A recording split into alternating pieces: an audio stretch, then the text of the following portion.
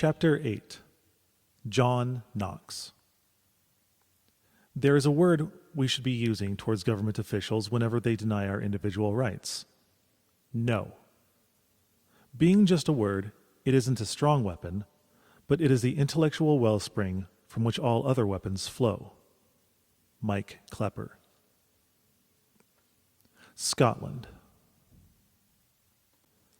The story of John Knox is fascinating because it illustrates the extreme religious, social, and political changes that happened within a relatively short time in Scotland and England.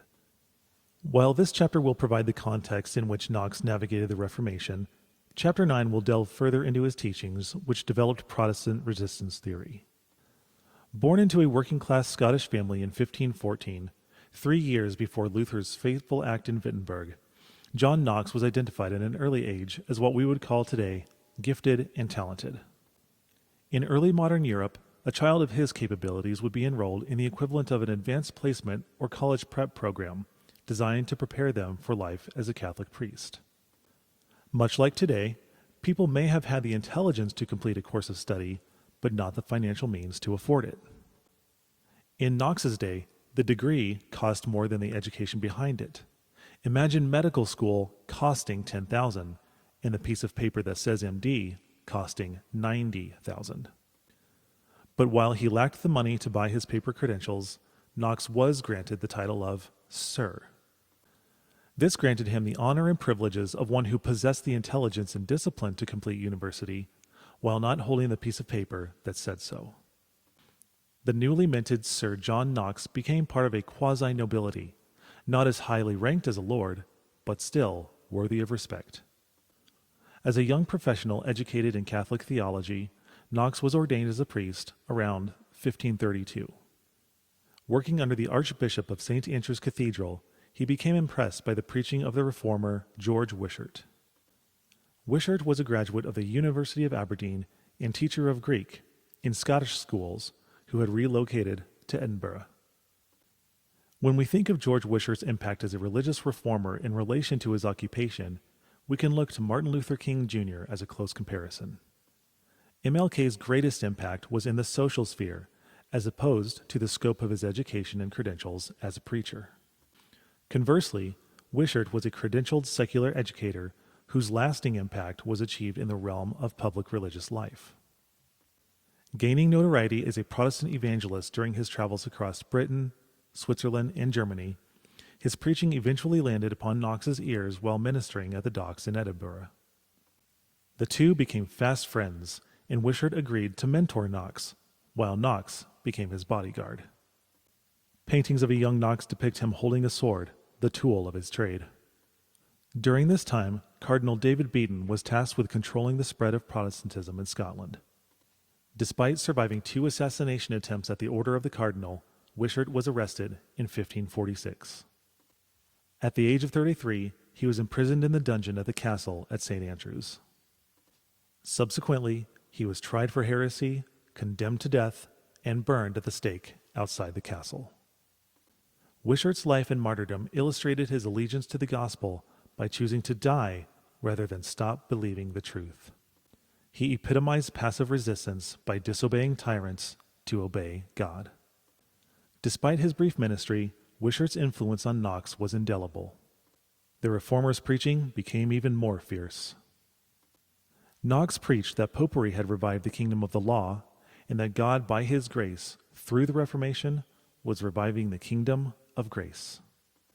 He relentlessly challenged the Catholic doctrine of merit with the biblical doctrine affirming that salvation was by grace alone, through faith alone. In 1547, he was arrested and sentenced by Henry VIII to be a slave aboard a French galley. Beginning that year, he would survive 19 months aboard the ship before King Henry died and his son Edward VI succeeded the throne. His suffering aboard the ship, however, would not be in vain. Still a teenager, Edward VI's deep commitment to Protestantism motivated the arrangement for Knox's release through a prisoner exchange with France. In a whirlwind turn of events, Knox was appointed to the position of court preacher in England until Edward VI, who had always suffered from poor health, died only 5 years later. But as fate would have it, Knox's victory in England would face a revived threat. In 1553, Edward was succeeded by Mary Tudor, aka Mary Queen of Scots, aka Bloody Mary. A staunch Catholic, Mary Tudor revived heresy laws to eradicate religious conversion to Protestantism, killing hundreds of men, women, and children who weren't able to escape to mainland Europe. With their deaths, Bloody Mary joined the ranks of political leaders including the Chinese Communist Party's murder of Uyghur Muslims, the Pol Pot regime's mass-scale killing of Christian, Buddhist, and Muslim-dominant Kham people, and the Nazi Party's Holocaust. While the number of innocents Mary Tudor butchered may not qualify as genocide, the United Nations General Assembly describes it as a denial of the right of existence of entire human groups, as homicide is the denial of the right to life of individual human beings. Her direct attack on Presbyterians revealed her intense hatred of and intention to eradicate Protestants and their religion. Escaping to Geneva, Knox received mentorship directly from John Calvin in the theology and principles of Calvinism. While there, he began to consider how he might apply them in Scotland. In Geneva, Knox described it as the most perfect school of Christ since the days of the apostles, and contributed to the Geneva Bible, as well as the 300,000 commentary notes which accompany it. During Knox's exile to Switzerland, shifting politics made Scottish royalty vulnerable to the growing Protestant movement.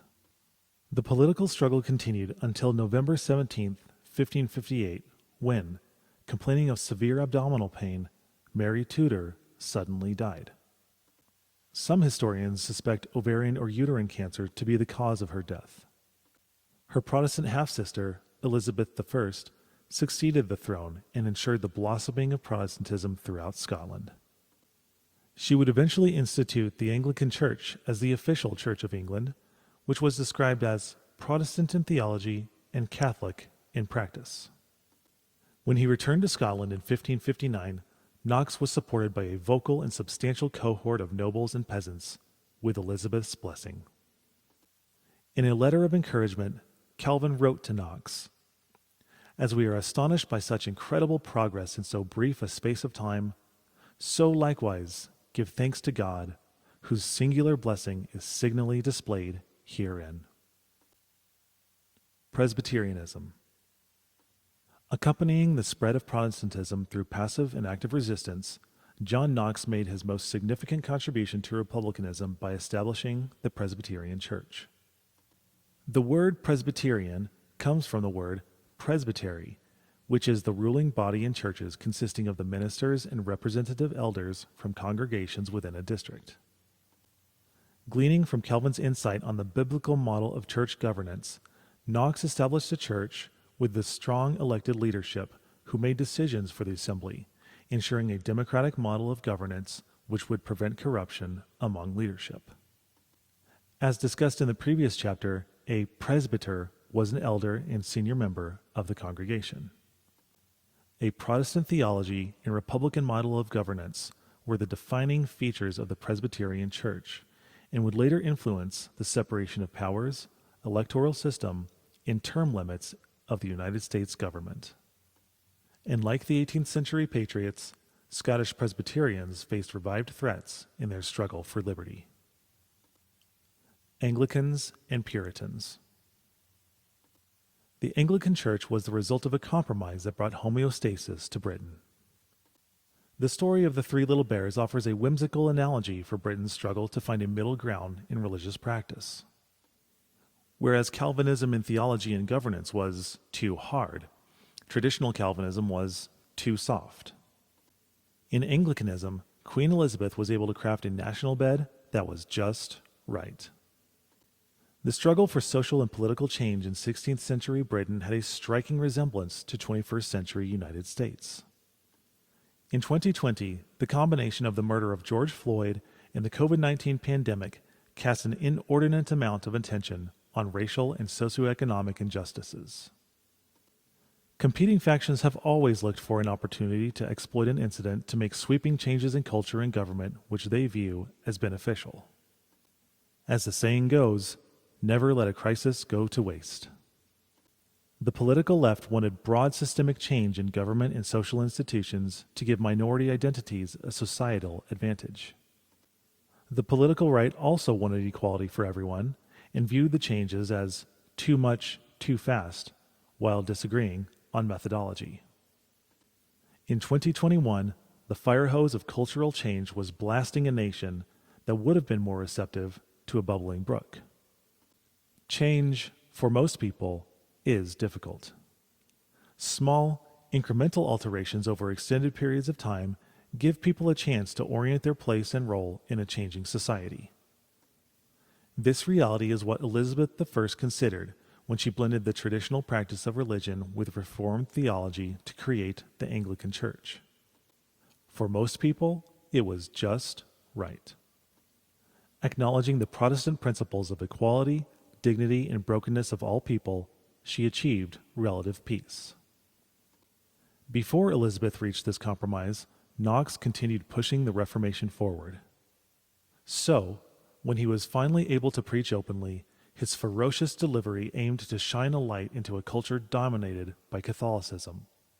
As Bruce Gore says, he preached in the vernacular, and he preached in a way that would begin replacing what for the people generally was mysterious ritual with intelligible instruction.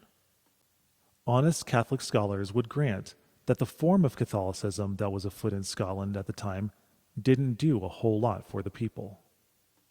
It was mysterious, it was spooky, it was superstitious, it was ritualized. It was almost like incantations and so on. People really had no idea of what the Christian faith added up to. This observation did not escape Elizabeth, which had motivated her own conversion to Protestantism. While the Queen's efforts to merge Catholicism and Protestantism successfully bridged the division between Protestant and Catholic peasants who remained in Britain, many of the Protestants returning from exile in Europe insisted that the Anglican Church still needed purification. Thus, these Protestants became known as Puritans, whom Elizabeth treated well. In 1603, James VI succeeded the throne with a preference for divine right over Presbyterian governance. James's greatest contribution to history was his interpretation and publishing of the Bible in English, which we know today as the King James Bible.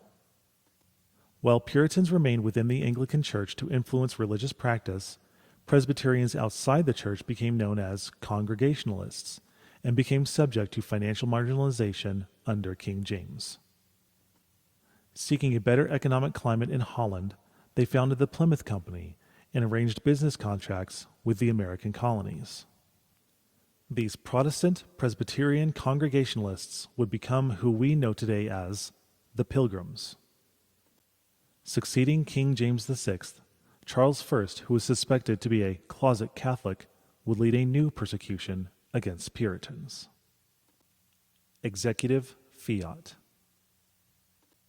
During the writing of this book, the United States was experiencing increasing political extremes for the past 3 presidential administrations.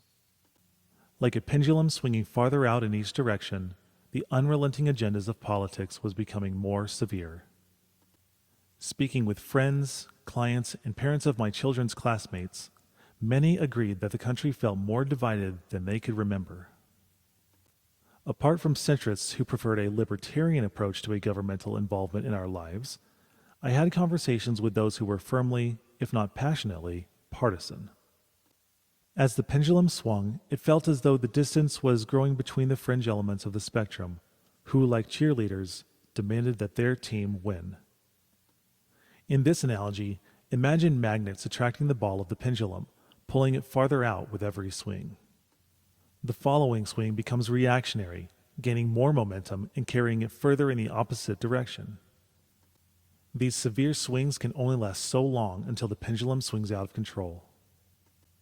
The consensus I heard from my conversations, however, was that everyone felt tired. People were exhausted from fighting. England in the late 1600s was facing a similar cultural melancholy. At this time, King Charles I, who believed strongly in the divine right of kings, was on the throne. The procedure for enacting laws required the king to summon Parliament, who would debate and vote on measures. Charles convened Parliament to enact a new tax to support his reign, but they refused his requests. In an unprecedented act of tyranny, the king dismissed Parliament and ruled England without ever summoning them again for 11 years. Like executive officers in the United States, Australia, Britain, and Canada during the 2020s, he ruled by executive fiat. This is where some of the most horrific abuses of due process in English history ever occurred. Resistance Theory, Part 4. It was during this time of executive fiat when resistance theory, which provided the practical application for biblical civil disobedience, became a necessary reality. Knox's notion of political resistance was analogous of his belief in corporate resistance to sin. As Knox stated in a 1564 debate, the faithful, when in a minority, are required only to separate themselves from idolatry. Idolatry was the primary sin that concerned Knox.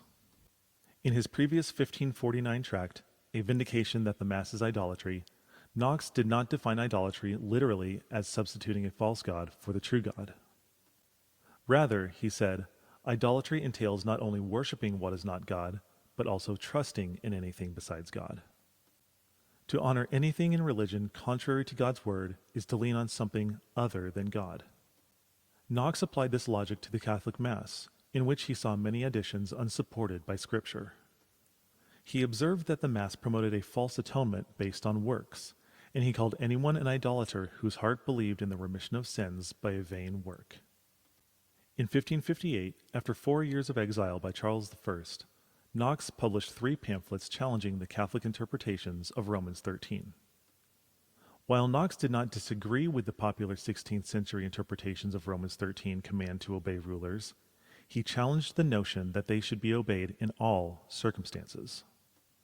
He argued that people who obeyed unjust commandments of evil rulers would receive a far more terrible punishment than any sovereign could inflict. And do not fear those who kill the body but cannot kill the soul. Rather, fear him who can destroy both soul and body in hell. While early reformers believed that the right to resistance should be vested in civil authorities, i.e., the doctrine of the lesser magistrates, no influential civil authority prior to Queen Elizabeth was sympathetic toward Protestantism. Thus, the Scottish Reformation took on a more revolutionary tone. The Scottish reformer understood that it was a sin not to overthrow a monarch who elevated himself above God's sphere of sovereignty by violating his jurisdiction. Biblical scripture affirmed the worship of God as the basis of resistance to his enemies. We destroy arguments and every lofty opinion raised against the knowledge of God and take every thought captive to obey Christ. The central idea was that those who fear God can, should, and must speak. Not speaking out against the violation of natural rights carried spiritual implications akin to not preaching the gospel. Knox understood resistance to be a duty and obligation when the lives and natural rights of others were threatened. Therefore, this doctrine is an exposition of the fifth commandment, which makes guilty of murder not only those who take away life unjustly, but also those who do not rescue, as much as they can, either their own lives or others' lives from unjust violence. Fundamentally, Knox believed that the Christian's obligation to resist tyranny was set forth by the call to obedience as servants of God. Knowing that it is from the Lord that you will receive the reward of your inheritance, it is the Lord Christ whom you serve. Act as free people, and do not use your freedom as a covering for evil, but use it as bondservants of God. For am I now seeking the approval of men or of God? Or am I striving to please men? If I were still trying to please men, I would not be a servant of Christ. As Knox's own doctrine of resistance developed in the shadow of tyranny, members of Parliament were forced to acknowledge their current circumstances as the inflection point where the invocation of the doctrine of the lesser magistrates was imminent. Like a swinging pendulum, the king's overreach of power was too much for the public to bear. Under worsening political upheaval, Parliament convened itself and declared war on Charles, beginning the English Civil War. Charles was eventually tried for treason and executed. Other European monarchs frowned upon the execution of royalty, or regicide, but to the growing Protestant public, the blatant weaponization of law was inexcusable. For the suffering public, tyrannicide was an inevitable and necessary outcome which would have been justified under Thomas Aquinas' pillars of just war and self-defense. Through his blatant violation of public trust, the rule of Charles I had become illegitimate in the public eye, placing him in the Magdeburg Confession's fourth level of tyrant, the persecutor of God. Charles I proved to be the antithesis to Calvinist equality, the principles of limited government, and lex rex. The abuses of his power during this time frame would be the direct inspiration for the Bill of Rights, which guaranteed to citizens basic unalienable rights, including the rights to trial by jury, the right to face one's accusers, guaranteed legal defense, and due process. The next swing of the pendulum followed the death of King Charles I's oppositional leader, Oliver Cromwell. Upon his victory over the king, the general who had led the armies of Parliament against Charles I and his loyalists was immediately elected as Lord Protector of the British Isles. But, as the saying would have it, old habits die hard, and after his death in 1660, a parliament in disarray offered rulership to Charles II, the son of the deposed and executed Charles I. With revenge on his mind, Charles II reversed pro-Puritan laws and targeted Protestants of all stripes. Policy reversals like these were becoming commonplace in the 21st century West. Some of the most prominent reversals and drastic policy implementations were the result of executive orders affecting universal health care and immigration, as well as foreign, energy, and climate policies. Exiting and re-entering the Paris Climate Accords, opening and closing the Keystone Pipeline, opening and closing coal mines in West Virginia, making radical and polarizing symbolic statements like hoisting the LGBTQ flag atop embassies, arbitrarily mandating masks and vaccines as a requirement to remain employed, enrolled in school, or admitted to a medical center. The reactionary nature of these wholesale reversals and implementations only promoted the belief that political victory is a zero-sum game with no room for nuance, compromise, or liberty. One of Charles II's most oppressive mandates was the 5 Mile Act of 1665, which prohibited Presbyterian ministers from coming within 5 miles of their churches. By design, this was meant to target Covenanter ministers who were among the most vocal and resistant. Covenanters were Scots and pledged to resist changes imposed by Charles by signing the National Covenant. These ministers resorted to holding secret services in meetings called conventicles. These meetings arose like the house churches of Soviet Russians, modern Chinese, and most recently, U.S. and Canadian citizens whose churches were closed by the Biden administration. Unlike Charles II, thankfully, modern Western democracies stopped short of pronouncing even the displaced church services as illegal. The resistance to modern-day nations held in the grip of totalitarian regimes was, nonetheless, striking. While the penalties for resisting tyrannical mandates in the name of liberty did not include capital punishment, the U.S., Canada, and European nations who experienced shuttered churches and the arrests of ministers and parishioners under the guise of public health were shocking to watch. As Scott Seifert recounts the Presbyterians, to show allegiance to the covenant was high treason. During a period known as the Killing Time, Covenanters were hunted down like rabbits and butchered in ghastly ways. Those who survived fled first to Ireland, and then during the mass Scots-Irish immigration, to America. Providence again would provide an escape for those who had thus far survived the Killing Time. 3 years into his reign, Charles II identified and annexed a large tract of land near the American colonies, calling it Carolina. Granting ownership of the land to what were called Lords Proprietors who would generate revenue for England through its cultivation, the proprietors quickly realized that they would need people to farm the land.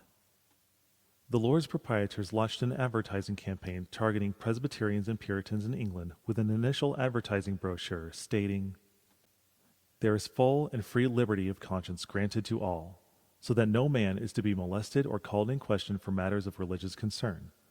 But everyone is to be obedient to the civil government, worshiping God after their own way."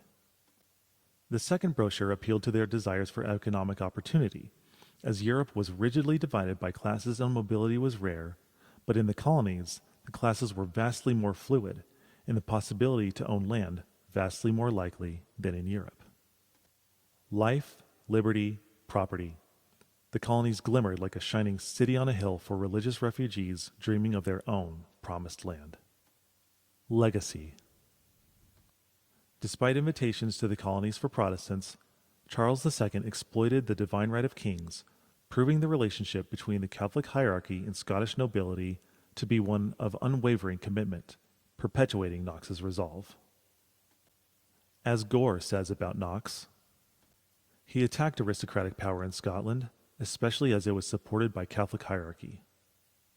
This was always a kind of symbiotic relationship between the church and the nobles. They propped each other up at the expense of everybody else, and he was powerful in attacking that arrangement. Knox's preaching exposed the corruption of the Catholic hierarchy, who received favors from nobility to encourage the submission of lower classes. Submission to authority was endemic and unquestioned in the Catholic Church until the Reformation. The idea of equality was deemed as a heresy because of the threat it posed to the Catholic hierarchy and, most importantly, papal infallibility. The greatest danger to the authority of the Church was making the Pope as accountable to God as any peasant. The reformative seed that Knox preached was that authority was vested originally in the people rather than in the hierarchy, and calling people to genuine Christian conversion rather than superficial religiosity. His goal was to move people from simply paying lip service to the gatekeeping hierarchy to a sincere relationship with God, independent of the Catholic priesthood. But you are a chosen race, a royal priesthood, a holy nation, a people for his own possession, that you may proclaim the excellencies of him who called you out of darkness into his marvelous light. He channeled the truths which had enlightened Luther and Calvin, and made us a kingdom, priests to his God and Father. And you have made them a kingdom and priests to our God, and they shall reign on the earth. It was the application of the biblical truth that through the atoning death and resurrection of Jesus Christ, the corporate role of the priesthood had been personalized and extended to individuals of every tribe and language and people and nation. This included Europeans under feudal and church governance. Scripture declared the equal dignity, brokenness, and liberty of all people under the sovereignty of God, not only in eternal matters, but in temporal ones as well. They understood that individuals were the sole arbiters of their personal conduct, for which no one else could bear responsibility. Neither dead saint, nor living priest, nor sacrament could determine the destiny of a worshiper. Whether they embraced or rejected him, God would honor their decision. Whether their conduct was righteous or wicked, God would grant them the fruits of their deeds. Possessing the freedom and sovereignty to choose whom they would submit both their souls and civic obedience to was a truth whose illumination was like the rising sun. Protestant theology married the sovereignty of God with the personal autonomy and self-determination which all humans possessed equally. Equality would be the banner of not only the Reformation, but a movement of the 17th and 18th centuries called the Enlightenment. One man of this era who would have a profound influence on the founding fathers was John Locke.